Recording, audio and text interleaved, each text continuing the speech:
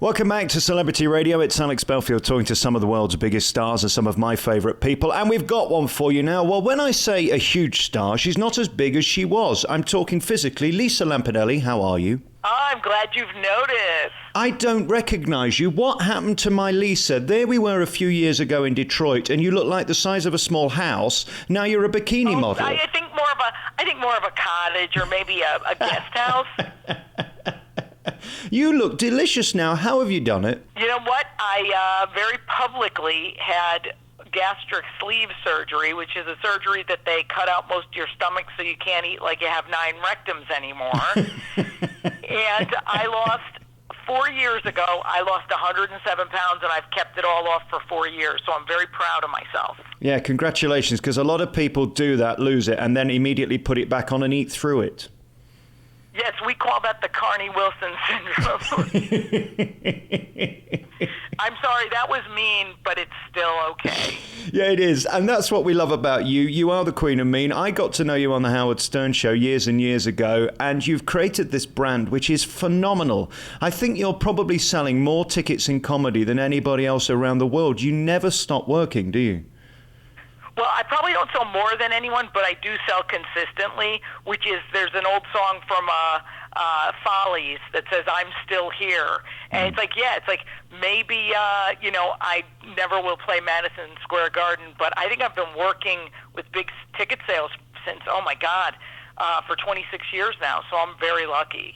I love the fact that you have more energy on stage and more gags per minute than anybody else I've seen. I think you might be the greatest female comic in history ever, seriously. Well, if you tell that to Amy Schumer tomorrow, I'm going to be really pissed off. She doesn't make me laugh. These girls are great and they're all wonderful, but they're a bit too nice for me. And you've never taken that path, have you? Did you make that decision right at the beginning that you were going to be the one that said it as it was? Well, I don't even think it was a conscious decision. I just think I'm a little bit mentally ill, seriously, in fact that I don't know anymore what's inappropriate. Like this was years ago, I was doing a benefit for the St. Jude's Children's Hospital. And the person who put on the event were the Trumps. And I had just done Celebrity Apprentice. And I remember saying to my husband at the time, is it okay if I do that joke about having sex with Donald Trump Jr. in his backstage area, like his backstage area? And Jimmy's like, are you kidding? No. And I'm like, why? He goes, you have no filter. You don't even know what's inappropriate anymore. So I think that's the problem. I always thought twisted things, and I just figure I should say them out loud. I've just spent 3 weeks in Vegas, and I think this town has got more bullshit per square inch than anywhere else in the world. And it seems to me we need people like you who are going to call out celebrities who, let's face it, are just lying and cheating to create careers now. And that's really what you do with every facet of life. You seem to sort of see through the bullshit. Yeah, I do, because I kind of see it in my everyday life, and I'm like, okay, in real life, I don't call people on their stuff because I don't take their inventory, but on stage, it's like that's where I make my money, so all bets are off, I 2 years ago when my dad died, who was such a gentleman, I remember saying, okay, I'm never going to curse off stage again and to honor my dad, but on stage, that's what put him in the good room at the nursing home, so all bets are off. And you do have a charm and a warmth. I think the way you get away with it is the character that you have on stage, and that's a given. That's something that you've been blessed with. Did you always find being funny easy? Because a lot of people make it look very difficult. Yeah, I did. Not stand-up. Stand-up's not easy. I mean, for anyone, I don't think, even if you have sort of a warmth or you have, sort of a gift of gab. Yeah. But I think being funny, just kind of things would naturally fall out of my mouth that are funny. Like, I remember when we're growing up, they say in the family unit there's always one kid who's the boss, who's the good girl, who's the, mascot, and I was always the mascot. I was the one who, even if my mother was pissed off and yelling at us, I could just say a little something that would take all the, the nasty energy out of the room. So I think I always found that pretty easy to do, and I'm kind of grateful because now I can make a living at it. I love the fact that you craft these punchlines and they come fast and furious. Is there ever a point on stage where you go, shit, what am I going to say next? Because there's a lot of material there, isn't there, in the 90 minutes? Oh, yeah. And I very rarely am like, it's never a panicky, what am I going to say next? It's always oh my God, which one of those things do I want to say next? Right. Because I just love being surprised, and I love oh my God, I do a Q&A period during the act, and I'm driving the people in Vegas insane because, you're supposed to stick to your time in Vegas, but I always go over because people ask me 45 minutes worth of questions alone, and I'm like, I love this because it's a surprise to me what they're going to ask. It's a surprise what's going to come flying out of my mouth. So to me, I trust myself enough to do it. Like, you do your job well, and you can go in and perform it. So, yeah, it's more fun for me to not know what's going to happen next. I've got great respect for the comedians like Ken Dodd in England, who's got that Rolodex of jokes. Joan Rivers had that, and you've certainly got it. How do you do that? Where do you pull them from? Because there's so many up there. As you say, knowing which one to pull and pulling it at the right moment is a true craft. Yeah, it's weird. Sometimes things come out that I haven't said in 20 years, and then my opening act will say, is that a new one? That's really good. And I'll go, no, dude, that was from 20 years ago. And it's just something that you go, thank God I still have my mind and my memory. And that's one great thing about the many things about Joan Rivers. So I think the whole point is just to keep the mind sharp. And honestly, I don't think you ever get Alzheimer's if you're a comedian because you're always using your head.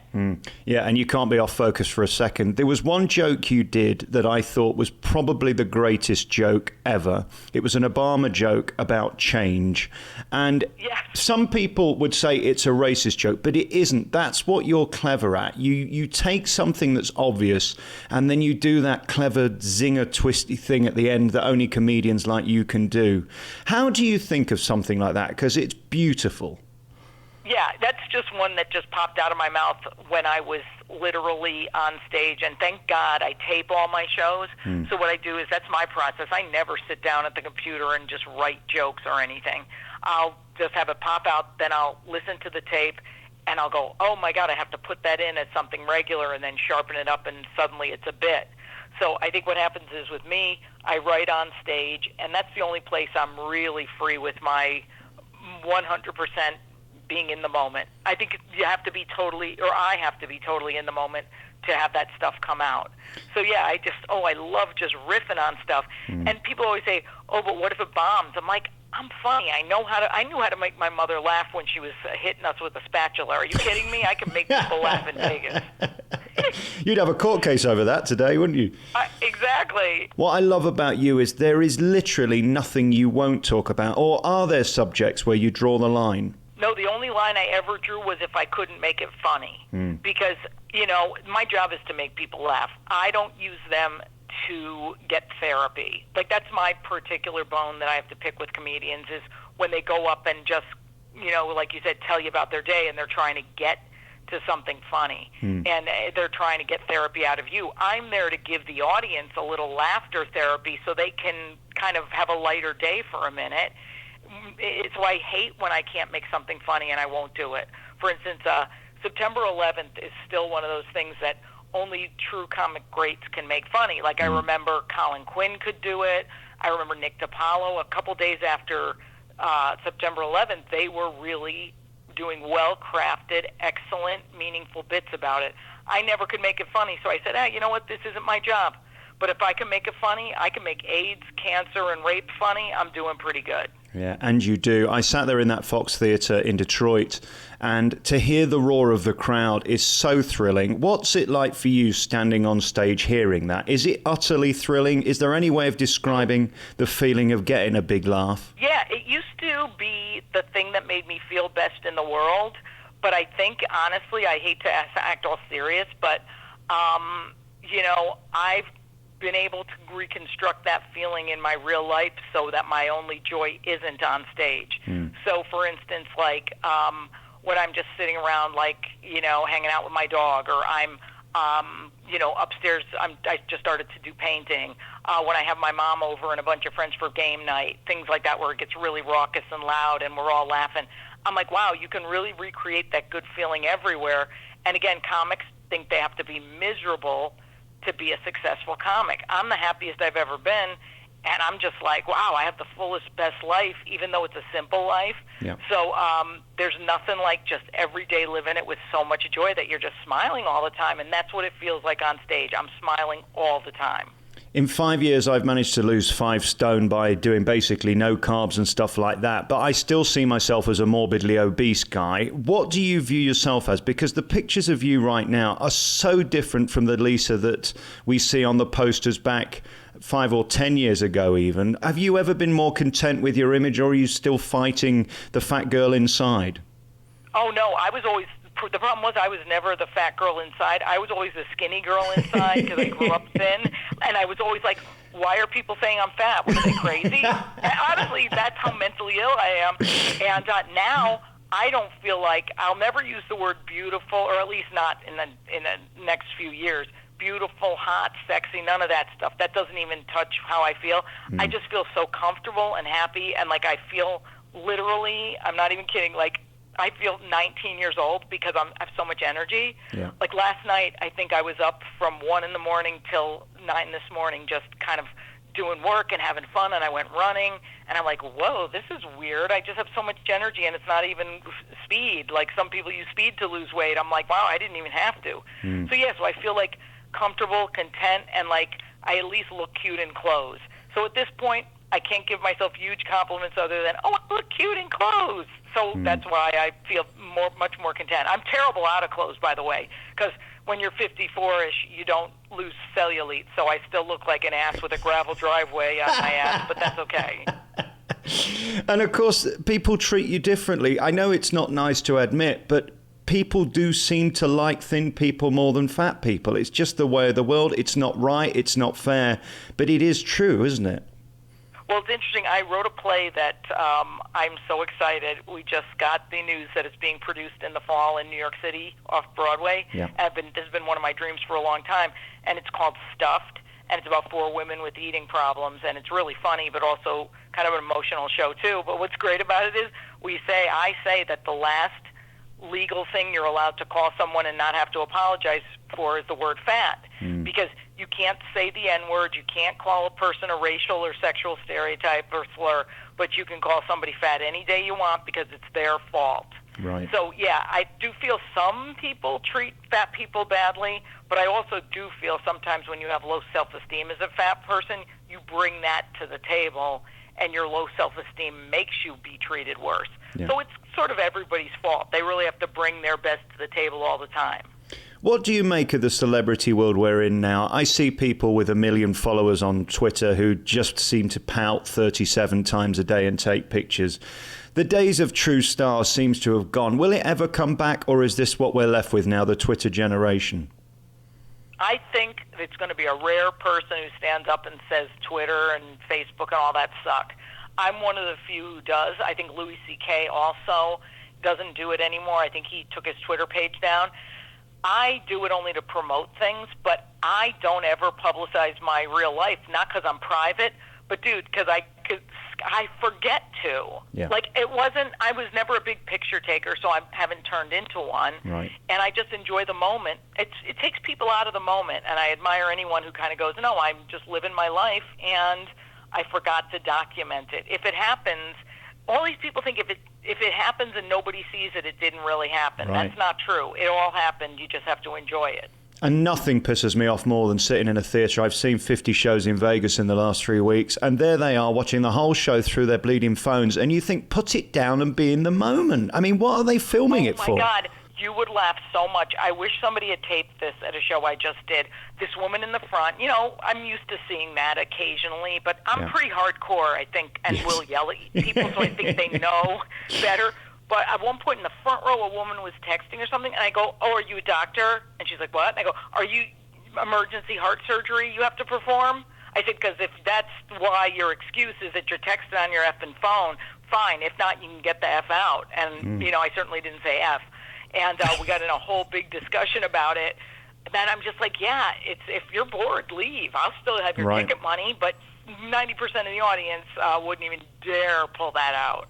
I had a friend of mine in the UK last week who was halfway through a show and saw this woman on her phone for about 20 minutes, and he stopped the show and said, what are you doing? Why aren't you with me? And she said, I'm checking on the dogs. I've got an app to watch them in my kitchen. And you think, you've paid $100 for a ticket and you're going to sit watching your dogs for free at home. Oh my God, it's disgusting. Next up, they'll be watching their fish. I mean, those people need to stay home. Yeah. But, again, there's something about my stage persona, and maybe also a lot of it is, like you said, about punchlines per minute. I do punchline like every 6 seconds, that I won't allow people to even think of doing that. And if they do, hey, watch your damn dog. I don't care. And one of the things, very finally, you talk about a lot on Stern was your former husband and all that came and all that went. Are you okay with yourself now? And are you back in love? Where are you at emotionally? Because you made that so public, didn't you, with Jimmy Big Balls and all that stuff? Oh, yeah. And what's so beautiful about it is what perfect timing you have. It's like it's meant to be. I went to their wedding on Saturday. Jimmy and Jenna, who I introduced to each other, got married Saturday. Wow. And I was one of the last to leave. Me and my gay friend went and we danced our butts off. And honestly, I said, and this is the biggest compliment I can give Jimmy and his wife, I wrote on their guest book, to the Hamilton of couples, because, as you know, Hamilton is such a phenomenon.